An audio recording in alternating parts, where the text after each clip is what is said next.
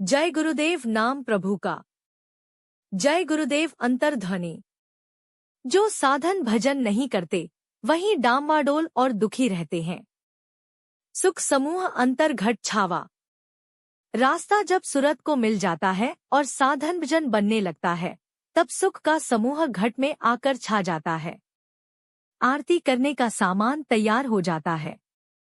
शील, क्षमा, विरह, विवेक और संतोष, ये सभी शक्तियां सूरत के साथ आरती करने के लिए तैयार हो जाती है। अब हमारे घट में प्रभु की दया होने लगी। अब तो हम आरती करेंगे ही। गुरु के चरणों में यह मन लग गया और रस लेने लगा।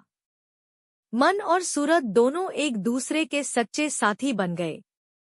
गुरु की छवि, गुरु की मूरत, उनका रूप अरूप है। वह अभी तक दिखाई नहीं देता था, अब वह आंखों के सामने दिखाई देने लगा। गुरु की महिमा होती है। सूरज निकलता है तो अंधेरा चला जाता है और रात्रि समाप्त हो जाती है। यह सूरज जो दिखाई देता है, यह ऊपर के सूरज का प्रतिबिंब है। यह असली सूरज चांद नहीं है। अंधेरा दूर हो गया, अज्ञान तिमिर नाश हो गया।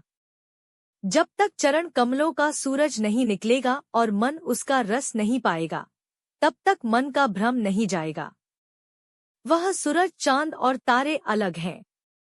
अनहद की धुनी प्यारी हो साथ। बड़े भाग्य प्रेमियों के जाग गए, जिन्हें अंतर में चरणकमल के दर्शन हुए, धुन सुनने लगे। उस अनहद धुनी में बड़ा आनंद है, बहुत वही मस्ती है।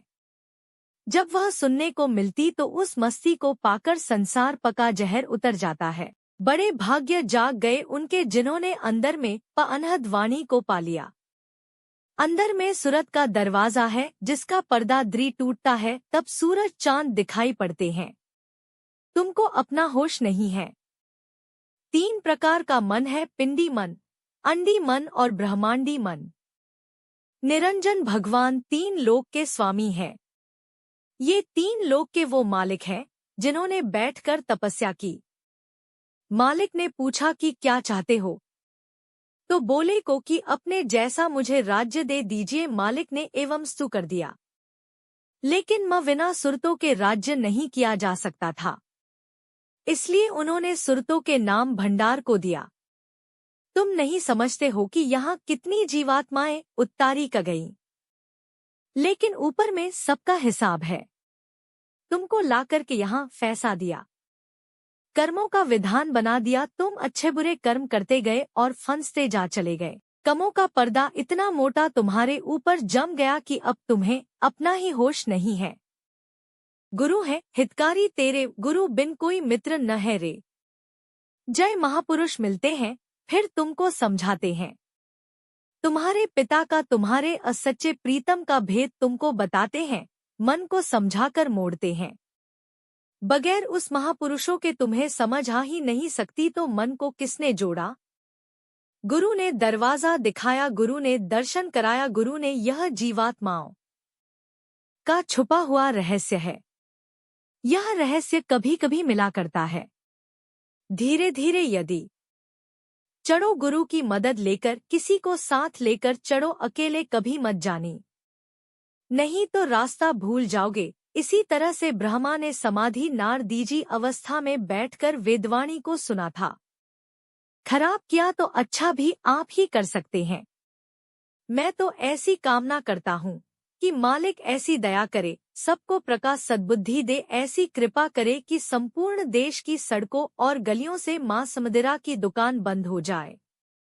आपका अस्तित्व है, आप इतनी कृपा करें कि लोग ध्यान भजन करें। मेरी प्रार्थना है कि कोई भूखा न रहे।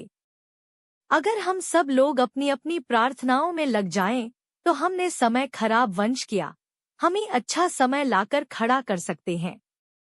आपने समय खराब की करके बेचैनी पैदा कर ली।